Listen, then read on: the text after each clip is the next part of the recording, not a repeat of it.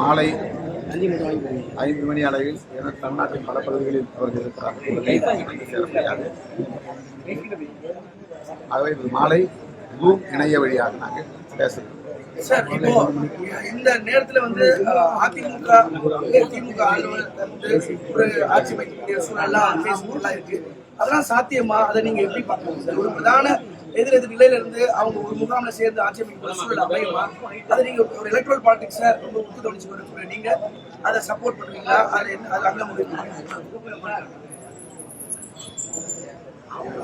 நாங்கள் கலந்து பேசாம நான் முன்கூட்டியே கருத்து சொல்வது சரியாக இருக்காது. எங்க தோழர்கள் என்ன நினைக்கிறார்கள் என்பதை அறியாமல் நானே ஒரு கருத்தை.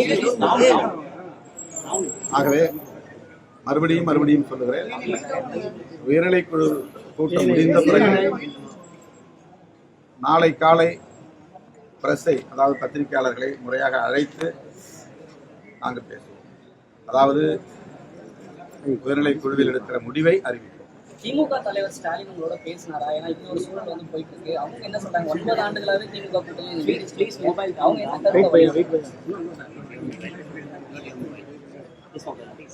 நாங்கள் ஏற்கனவே மதசார்பற்ற முற்போக்கு கூட்டணியில் பயணித்துக் கொண்டிருக்கிற நிலையில் அந்த கூட்டணி கட்சிகளை சார்ந்த தலைவர்கள் என்கிற முறையில் திராவிட முன்னேற்ற கழக தலைவர் தலைவர் ஸ்டாலின் அவர்களை சந்தித்து பேசினார். இந்த கூட்டணி மக்கள் தீர்ப்பை மதிக்கிறது.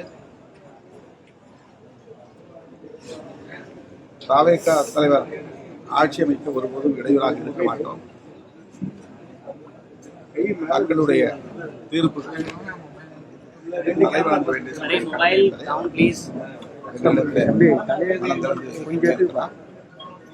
அந்த கருத்துக்களை தான் நாங்கள் பரிந்துரைக்கிறோம். ஆட்சி அமைக்க இடையூறா இருக்க மாட்டோம்னு திமுக தலைவர் தொடர்ந்து சொல்லி வர்றாருங்க. தாவேகா ஆட்சி அமைக்க விடுதலை சிறுத்தைகள் கட்சி ஆதரவா இருந்தா அதற்கும் இடையூறு தராம இருப்பாரா திமுகவோட தலைவர்? இது ரொம்ப அதீதமான ஒரு யூகமான ஒரு கேள்வி. நான் ஏற்கனவே சொல்லியிருக்கிறேன், நான் என்னுடைய நிலைப்பாட்டை இன்னும் எடுக்கவே இல்லை. எடுக்காத போது நீங்கள் ஒரு யூகமான கேள்வி கேட்பது சரியல்ல. எங்களுடைய முன்னணி தோழர்களோடு கலந்து பேசி அதன் பிறகு நாங்கள் எடுக்கிற முடிவை ஒட்டி நீங்கள் கேள்வி எழுப்பலாம்.